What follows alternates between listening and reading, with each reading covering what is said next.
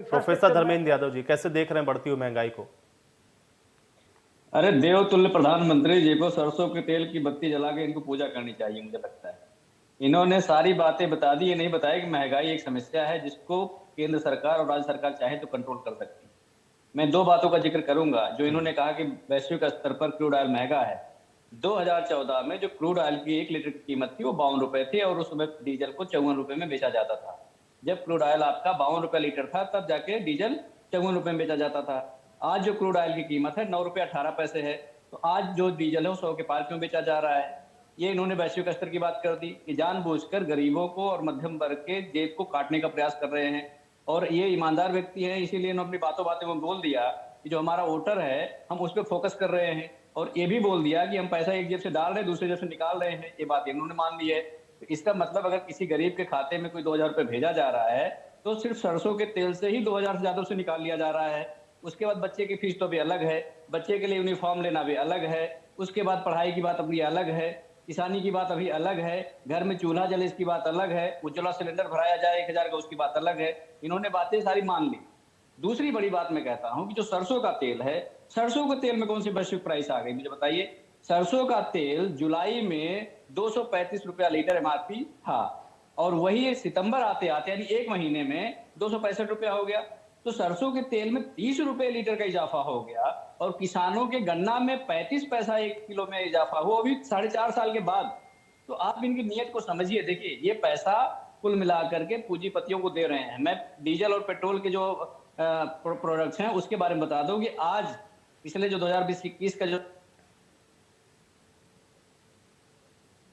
71,000 करोड़ रुपए भारत सरकार के खाते में गया है। अगर इसमें से 50% पैसा भी मतलब लोगों के लिए छोड़ देते या मध्यम वर्ग के लिए छोड़ देते, गरीब के लिए छोड़ देते तो शायद वो आप आज दिवाली मना सकता था। लेकिन आज ऐसी स्थिति है कि सरसों का तेल आदमी दिवाली में दिए जलाने भर को खरीदने की उसकी स्थिति नहीं बन रही है।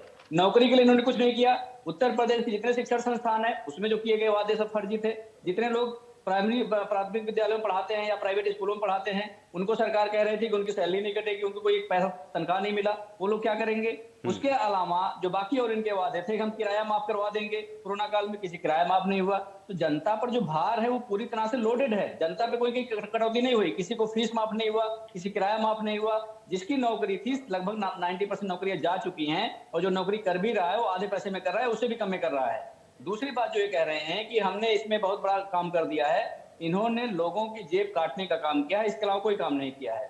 अगर महंगाई ये नहीं रोक सकते तो ये बता दें कि महंगाई हम नहीं रोक सकते हैं।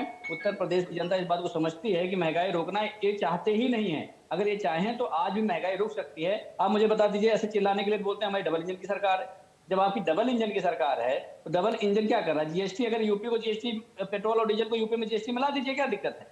अगर आप इंतजार करें राजस्थान लाएगा तब हम लाएंगे, इसका मतलब आप भी नहीं लाना चाहते हैं, राजस्थान भी नहीं लाना चाहता है। तो अगर जनता के हितों का सरोकार लोग रखें तब तो ये काम करेंगे। इनको जनता से कोई लेना ही देना नहीं है।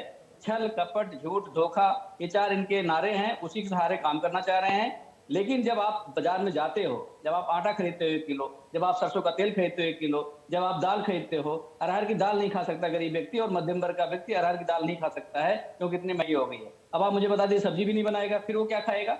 इसीलिए ये जो दावे करते हैं, पहले कहते हैं हमने 80 लाख लोगों को राशन दे दिया। अब आप मुझे बता दीजिए कि देश में कह रहे गरीबी नहीं बढ़ रही है, फिर कह रहे 80 लाख लोगों को हमने राशन दे दिया।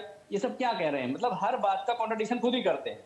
अगर मैं कानून व्यवस्था पे आऊंगा दूसरी बात हो जाएगी। ये चूंकि आपका डिबेट महंगाई पे है तो ये महंगाई पर आज मध्यम वर्ग जिस तरह से परेशान है, चाहे वो किसान हो, चाहे वो छोटा व्यापारी हो, चाहे छोटी नौकरी करता हो, हर व्यक्ति परेशान है। लेकिन सरकार की तरफ से कोई ठोस योजना नहीं है और इसका कारण सिर्फ एक है कि ये पूंजीपतियों के दबाव में सारे फैसले ले रहे हैं। नहीं तो डीजल और पेट्रोल की प्राइस 35 रुपए कम हो सकते हैं आज भी अगर सरकार चाहे।